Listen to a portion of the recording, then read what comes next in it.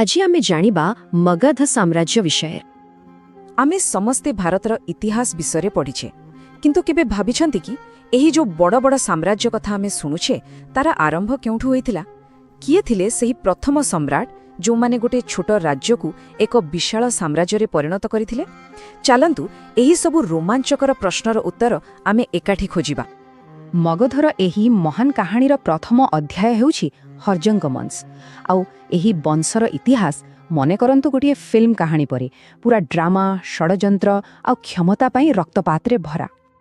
एही वंशरे गादी पाई जो परंपरा थिला सेटा भाबिले भी डर लागिबो। भाबंतु टिके, बिंबिसार जिए एही वंशर स्थापना करिथिले तांकु तांकर निज पुओ अजातशत्रु मारिदेले केवल सेही सिंहासन पाई। आउ कर्मर फल देखंतु, इतिहास पुणी थरे निजे निजकु दोहराइला।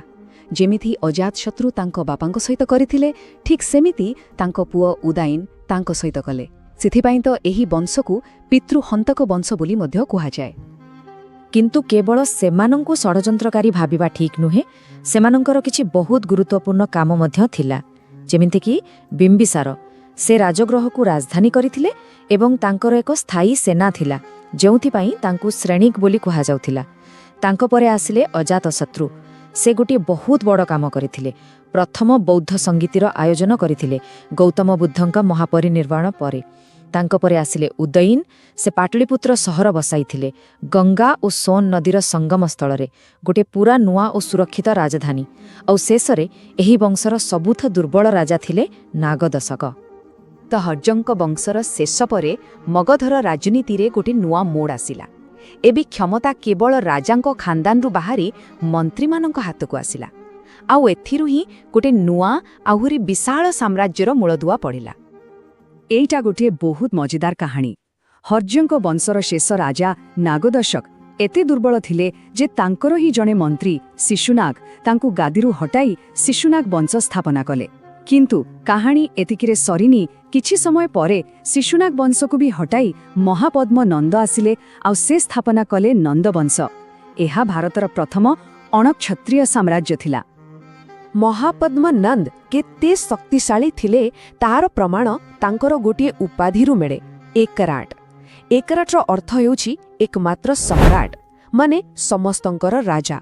एही उपाधि ने से समस्तंकु जणाई देइथिले जे पूरा भारतवर्ष उपरे तांकर ही शासन चलिबो। सतरे कहिबाकू गले सेही थिले भारतर प्रथम साम्राज्य निर्माता। जदि एई भिडियोटा भलो लागि थाए ताले लाइक, कमेंट, शेयर निश्चित करंतु। ठीक जेमिति गोटे फिल्म रे दुई जण हिरोंकर एंट्री हुए, सेमिति ही होइथिला। जेतेबेले भारतरे नंदवंश पूरा पावर रे थिला, ठीक सेही समय रे पश्चिम दिगरु जणे विश्वविजेता आसी भारतर दुआर मुहरे पहुंचिले। तांको ना थिला अलेक्जेंडर, जहांकु आमे सिकंदर नाम रे जानिछे।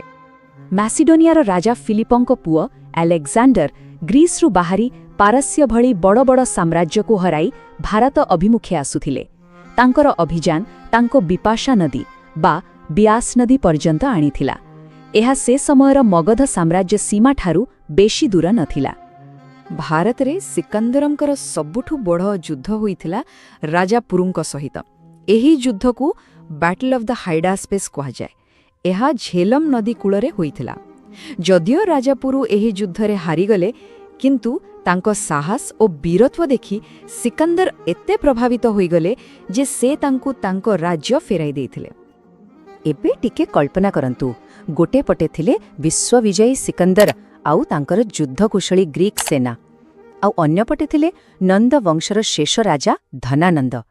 तांको पाखरे थिला, शुणिले आश्चर्य लागिबो, 2 लाख पदातिक सैन्य, 20,000 घोड़ा सवार आउ हजार हजार युद्ध हातीर एक विशालकाय बाहिनी।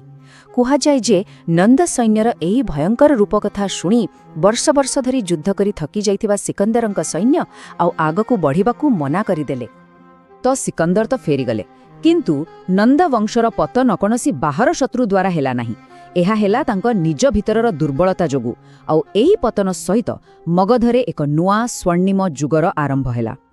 धनानंद जणे बहुत लोभी और अहंकारी राजा थिले बोली इतिहास कहे।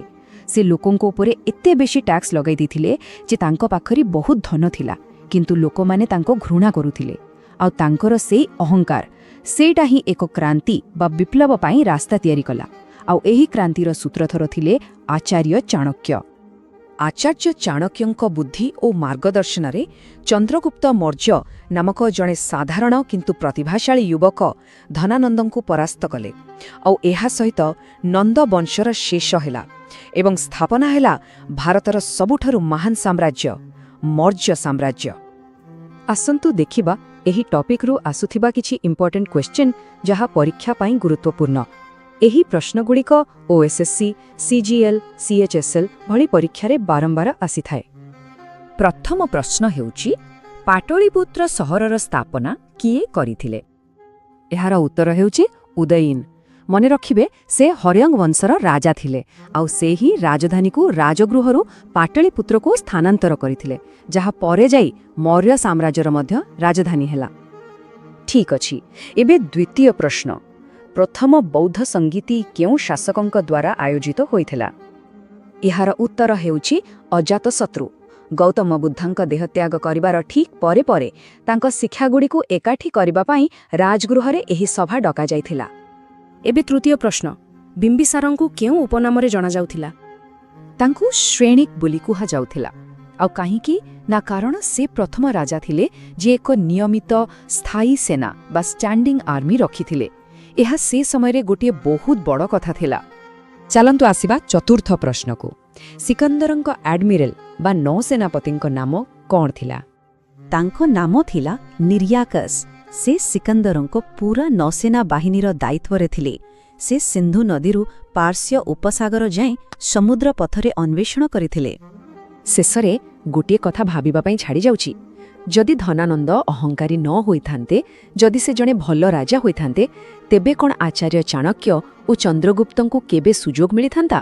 କ'ଣ ଇତିହାସରେ ମୌର୍ଯ୍ୟ ସାମ୍ରାଜ୍ୟ ବୋଲି ଗୋଟିଏ ଅଧ୍ୟାୟ ଲେଖା ହୋଇପାରିଥାନ୍ତା? ଏ ବିଷୟରେ ନିଶ୍ଚୟ ଭାବିବେ। ଏମିତି ଇନଫର୍ମେସନ୍ ଭିଡ଼ିଓ ଦେଖିବା ପାଇଁ ଆଜି ହିଁ ମୋତେ ସବସ୍କ୍ରାଇବ୍ ବା ଫଲୋ କରନ୍ତୁ, ଯାହାଦ୍ୱାରା ଆପଣଙ୍କର କୌଣସି ଟପିକ୍ ମିସ୍ ନ ହେବ। ଭିଡ଼ିଓ ଭଲ ଲାଗିଲେ ଲାଇକ୍ କରନ୍ତୁ, କମେଣ୍ଟରେ କୁହନ୍ତୁ ଆଉ ସେୟାର କରନ୍ତୁ। ଦେଖାହବ ଆଉ ଗୋଟେ ନୂଆ ଭିଡ଼ିଓରେ। ଆଜି ପାଇଁ ଏତିକି।